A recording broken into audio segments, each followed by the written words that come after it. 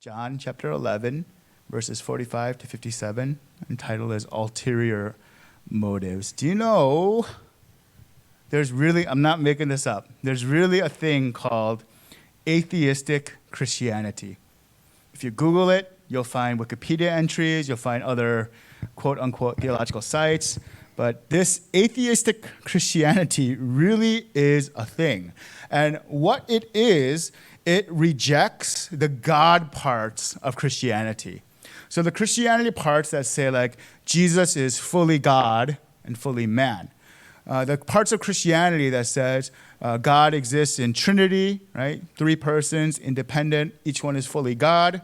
It rejects those God parts of Christianity and instead it draws its beliefs and practices on like modeling Jesus or the teachings of the Scripture, New Testament, or even extra biblical or other biblical sources.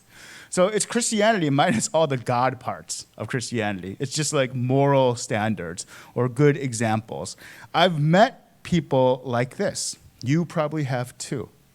And these, not all of them, but for the most part, it's kind of like back in the day, there was a "What would Jesus do?" movement. People had bracelets, even like gangster rappers are like, "What would Jesus do?" Right? They're wearing all this stuff.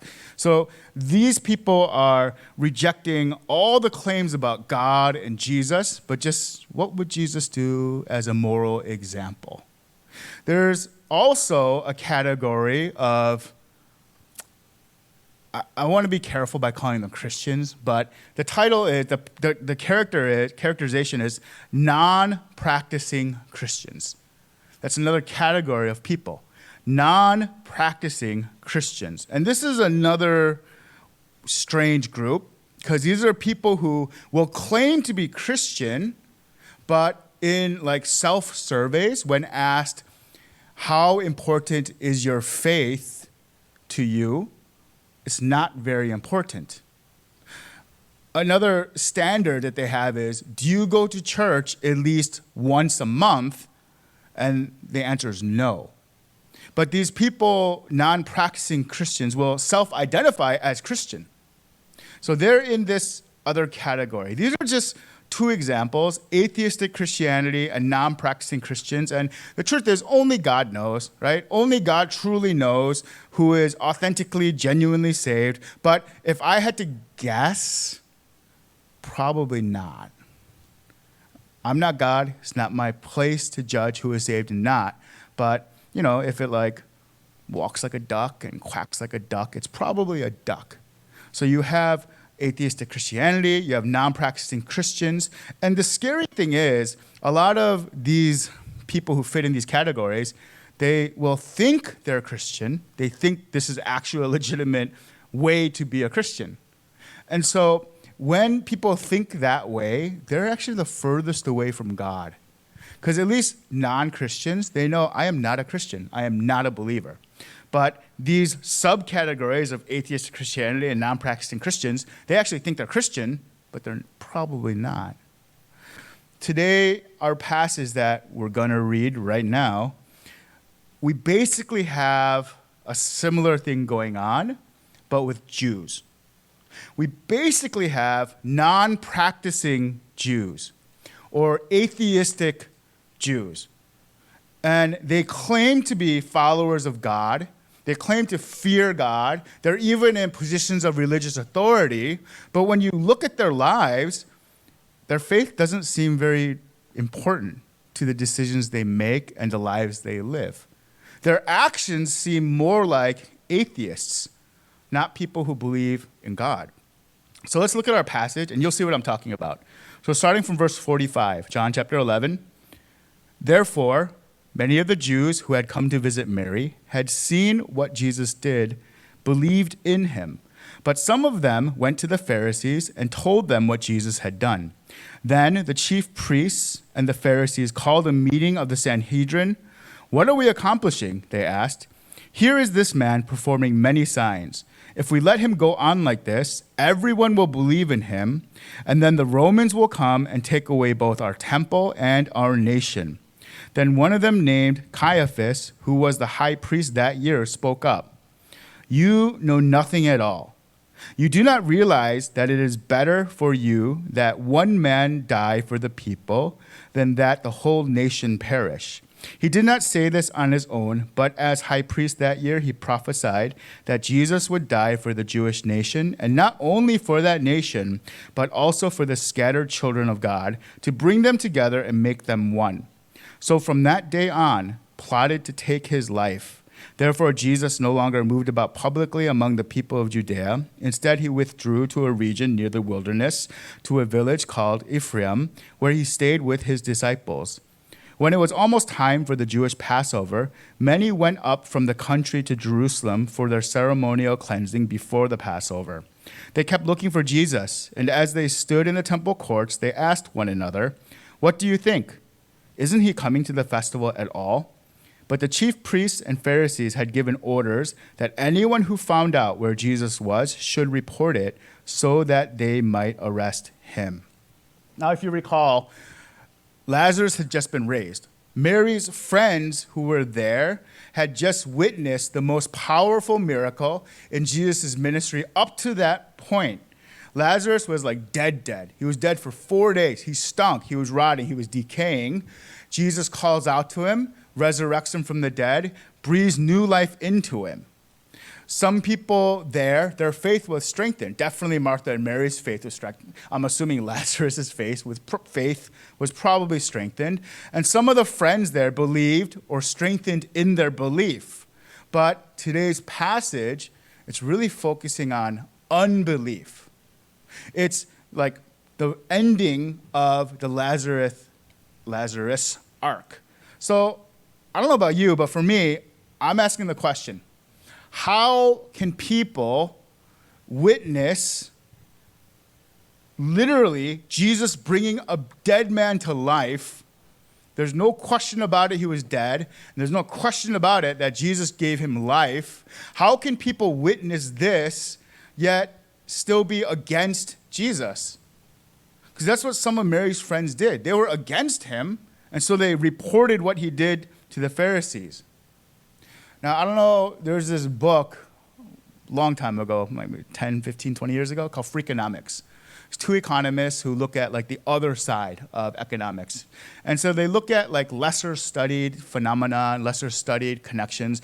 But one of the authors also has a podcast that I listen to regularly. They update once a week. It's one of my favorite podcasts, Freakonomics podcasts. And there's this episode that I heard a while ago, but it dawned on me that this would be relative to today's sermon. And the podcast was called How to Change Your Mind. How to Change Your Mind. And the person being interviewed basically said this. There's been a lot of research in social psychology. This model where people just take facts and draw conclusions from them and then base their opinions on that is completely wrong. It's just not the way people think. They start out with an emotional commitment to a certain idea, then they use their formidable cognitive powers to organize facts to support what they want to believe anyhow. We tend to see the world and cherry-pick facts that support our version of the world, and it takes a really big external shock that just clearly proves you are wrong. So basically, the episode's saying it's really hard to change your mind. Like once people are set on an idea, we're emotionally committed to that idea, and then we justify it later with data or facts. And the only way, we're talking about like big stuff. We're not talking about like, what do you want to eat today? Do you want to eat like fried chicken or rotisserie chicken? We're not talking about that. We're talking about like big idea stuff, worldview stuff, perspective stuff. It's really hard to change your mind or anyone's mind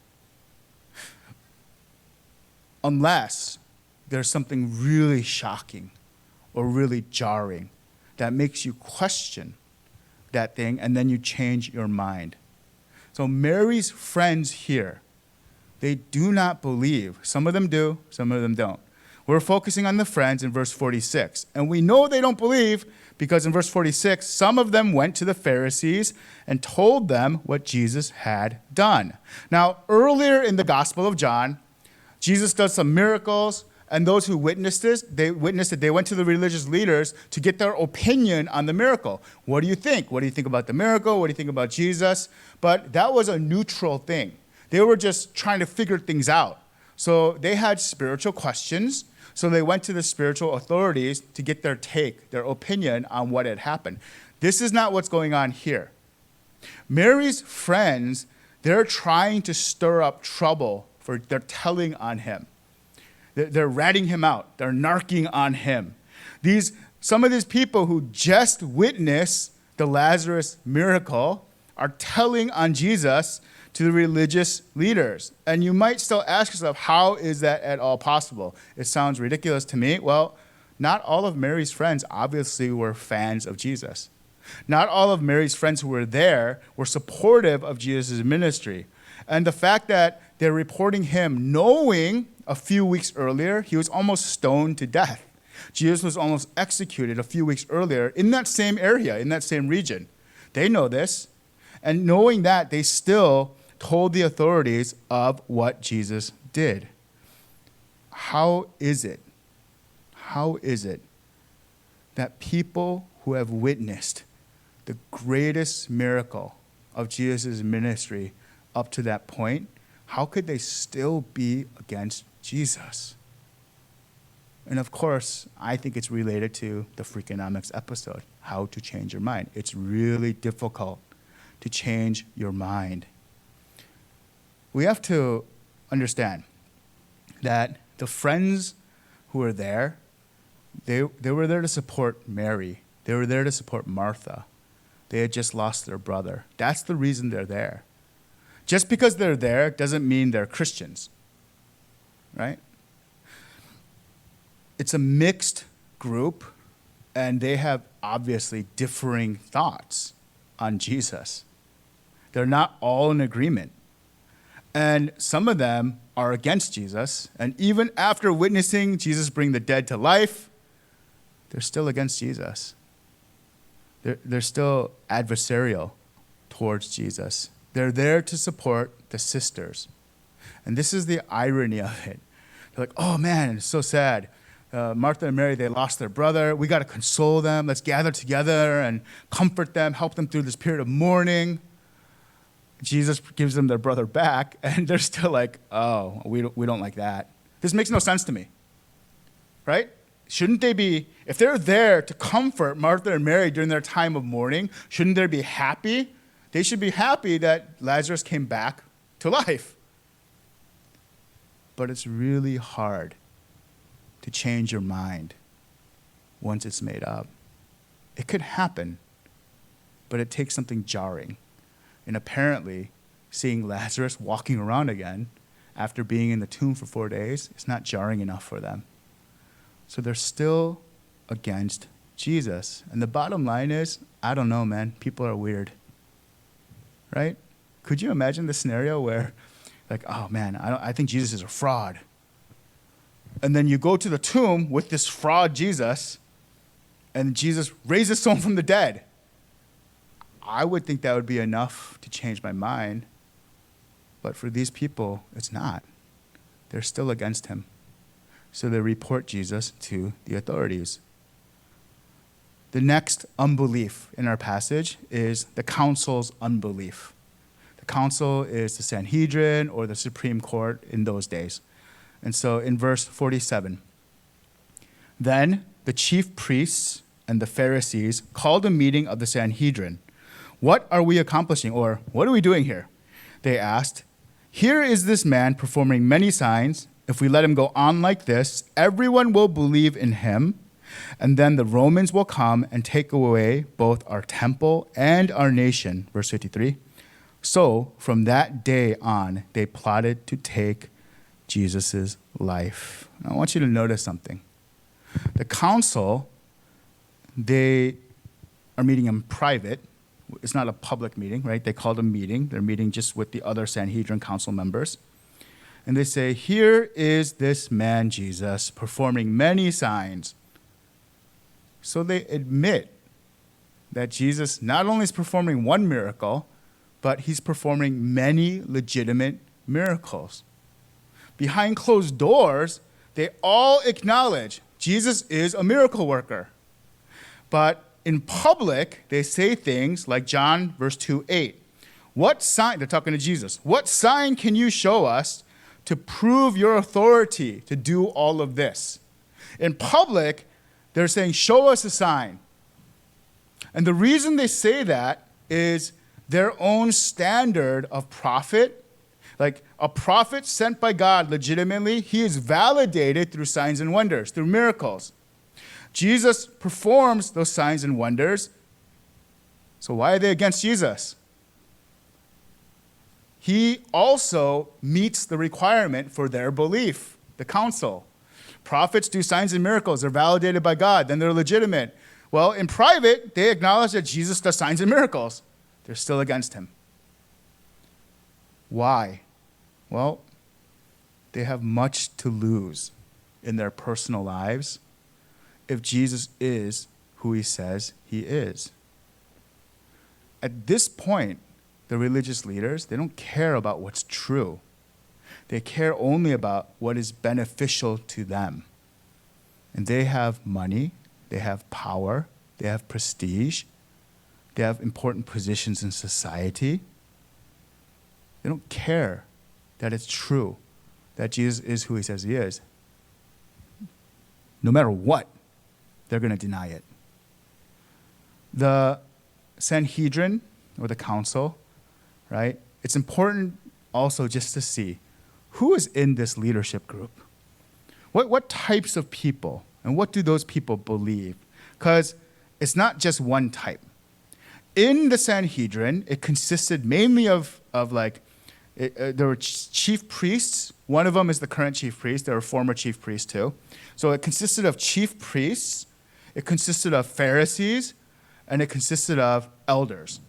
Those are the three categories of people who were in the council, the Supreme Court. The majority of the council were chief priests, either present or former. And the majority of chief priests were Sadducees. Why is that important? Well, Sadducees did not believe in the end time resurrection. A lot of Jews, they believed, and Christians, they believed in the end time resurrection.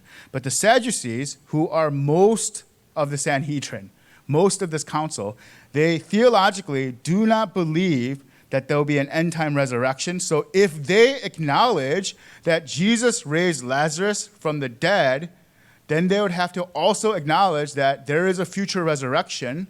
And to do that, they have to rewrite their whole worldview. So they're not going to do this.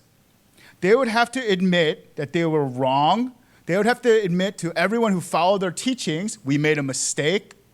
They would have to lose probably their positions in society in one way or another and adopt a completely new worldview, probably Christianity. But they're not willing to do this. They have too much to lose. So they lie to themselves and only see, and that's putting it nicely. I think they're just lying. How can you deny that Jesus raised Lazarus from the dead? They saw it. There's witnesses there. They don't care. The Pharisees, they were a minority of the Sanhedrin, but they were really influential.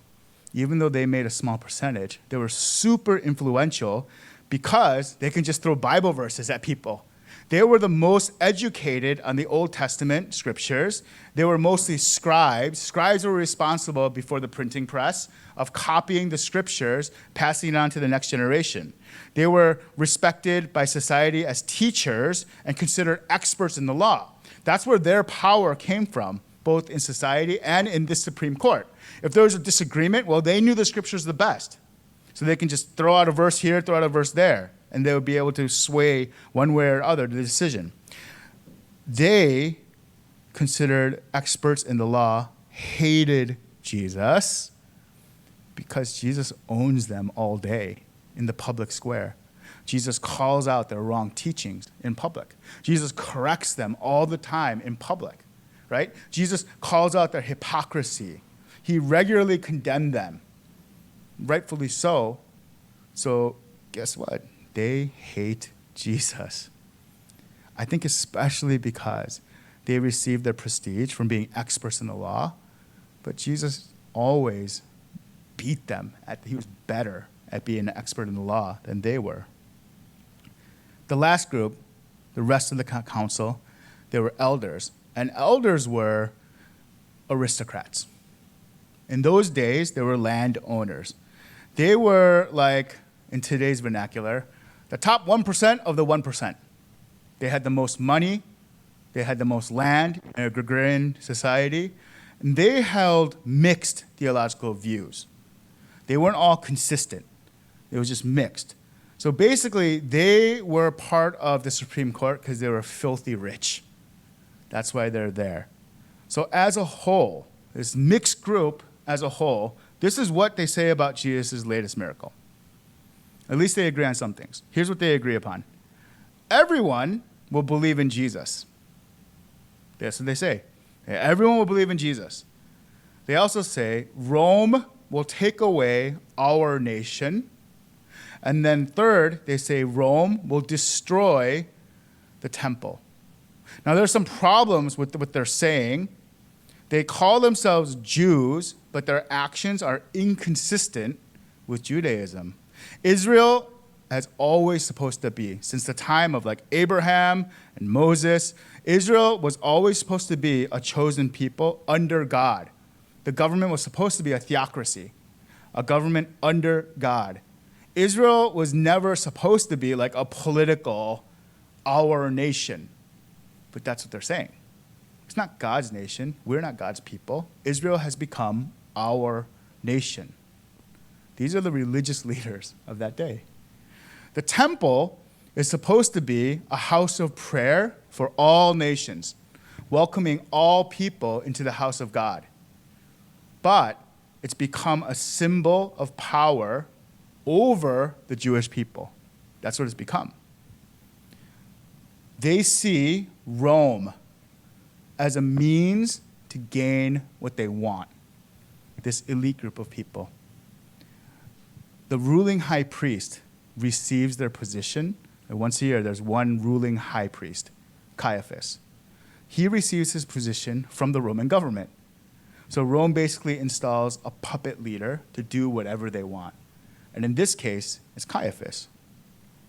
And since God is not the Lord of their lives, instead they are, they're going to reject anything that threatens their own life. They're going to reject anything that threatens the lordship over their own life. So these are two of the main types of groups of unbelievers in our passage. So I want to shift now to today. Today's unbelief. So I want to give you some data. This is from the Cultural Research Center on Americans Today. 69% of U.S. adults identify as Christian, so almost 70%. That means 7 out of 10 random people you meet in the neighborhood or in Starbucks and wherever you go in your schools, 7 out of 10 people are Christian. Do you think that's true? In your experience, in your workplaces, in your schools, around town, at the grocery store, 7 out of 10 people you meet are Christian. No, probably not. So what's going on here? Well, there's some other research by the Barna Research Group, and they have a different category, practicing Christian. That's what I said before. Practicing Christian, defined as those who agree strongly that faith is important to my life. And practicing Christians attend church at least once a month. Now, this is a pretty low bar, but it's better than nothing, right? And I think this is probably more accurate. 25% of Americans fall into the category as practicing Christian. I think that's a little generous too, but it's better than 70%. I think that's wrong.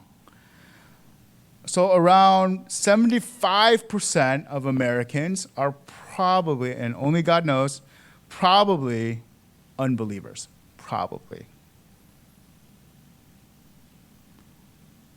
Why do people agree, in general, for the most part, vast majority of people believe that Jesus is amazing. Most people do. They criticize they'll criticize Christians, they'll criticize Christianity maybe, they'll criticize religion, but most people agree Jesus is pretty awesome. Jesus is amazing. Well, at the same time, they call him liar because he's not God. Doesn't make sense. Jesus clearly claims, and so do the scriptures, that he is the creator. He was there for creation. He was instrumental in creation, and all creation is leading back to him, according to God's plan. If he's the creator, then he's the rightful Lord over that creation. But instead, people have this good guy, nice guy, Jesus, that they can just pick and choose what teachings they want to follow. That nice guy, good guy, Jesus has no claim over people's lives. You can just pick it, what you want, what you like, what you don't like. Atheistic Christianity, that's what they do. Atheistic Christianity, it's just pick and choose what parts of Jesus' teaching and life they want to model. Non-practicing Christians, they do the same thing. They just pick and choose what they want to follow and what they do. There's no lordship. For people to believe Jesus is God would mean that a lot has to change in their life. Their entire worldview would have to change. Their entire perspective would need to change. The Jewish council, they know that Jesus is a miracle worker. They know then, according to their own standard, that Jesus is legit prophet sent by God, but they don't care. They have too much to lose. They don't want to give up their positions of power. And I think really it's kind of similar with the 75% or so of Americans who do not believe. They don't want to give up the lordship over their own lives. So what do we do with these perhaps non-Christians? Like especially those who claim to follow Jesus, but there's no such thing as atheistic Christianity.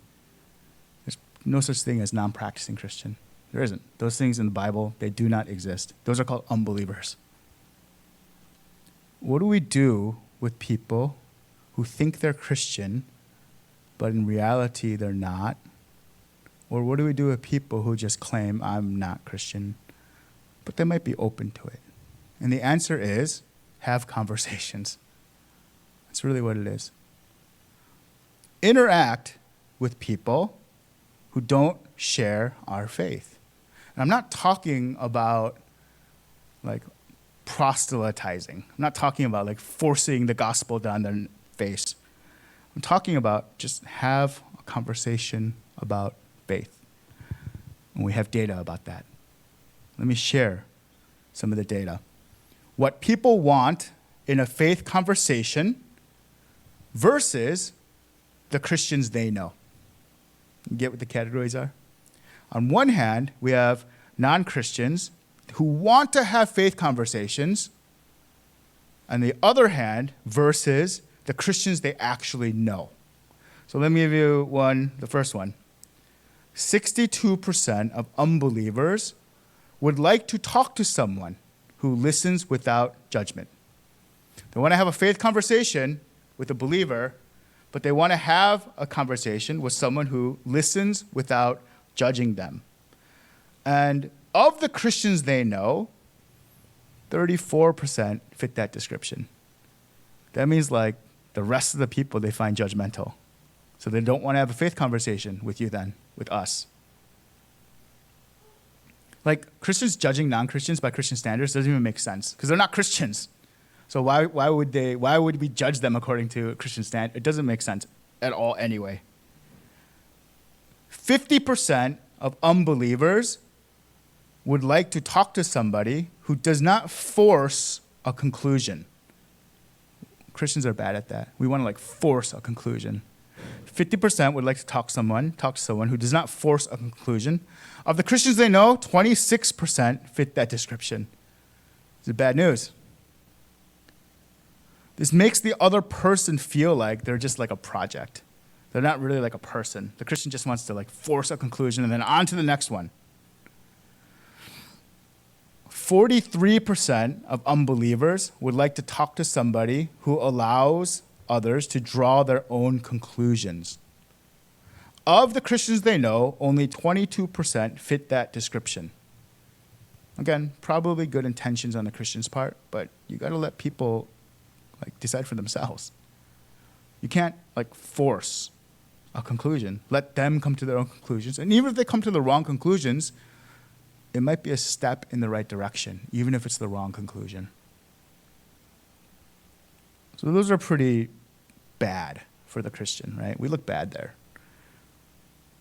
15% of unbelievers, so only 15% of unbelievers would like to talk to somebody who exhibits a vibrant faith of their own. Did you catch that? Most non-Christians, they don't care. Exhibits a vibrant faith of their own, only 15%. Majority of people, they don't care, right? And the reason I bring this up is because that's most Christians' reasoning for not talking to someone about their faith. It's, I'm not right with God. I'm not doing well. I can't talk to them. My own spiritual life is a mess. They don't care. Only 15%. They want to talk to somebody who exhibits a vibrant faith of their own. And here's kind of a good thing. They say 25% of the Christians they know exhibit a faith, right? So that's kind of encouraging, right? It's the other way. 15%, and this is the last one, of unbelievers would like to talk to somebody who is good at debating. So not many people. Not many people want to talk to somebody who's good at debating. Of the Christians they know, only 10% fit that description. So of the Christians they know, most people are not even good at debating Christianity anyway. And they don't care either way. I think when we consider a lot of these statistics together, people just want to have a conversation. That's it. That's it. Like, for us, a lot of Christians, we feel like, oh, I'm not qualified. They don't care. They just want to have a conversation. They want to have a conversation that's genuine. They want to have a conversation that's authentic. They want to hear your faith story because it's your story, your testimony. And they don't want to be like forced into any conclusion. They want to be on their own journey, right? They want to figure things out on their own. And we can help them just by having conversations. And any of the like, oh, I'm not qualified, they don't care. Oh, I feel like a hypocrite, they don't care. So they're just excuses. Just have a conversation. There are a lot of people who just want to learn your perspective about Jesus, and that's it. And like, they don't want to have a class about Jesus. They definitely don't want to debate about Jesus. They just want to hear your experience with Jesus and then ask genuine questions from their experience. And then even if we don't have all the answers, it's okay. First of all, they don't care, right? They just appreciate your perspective on your faith and experience with Christ. It's okay to say, I don't know. And of course, we do our best to seek out the answers. But if we don't know, we don't know. And they're not going to hold it against us. And I think this is why, again, going back to our personal testimonies, it's the best evangelism tool. We just tell our story, let them ask questions, answer what we can, don't force a conclusion. Hopefully they'll be willing to have another conversation with you. And if not, they can have another conversation with somebody else. What do we do with all these like non-Christians around us? We just have conversations and share our life. That's really what we do.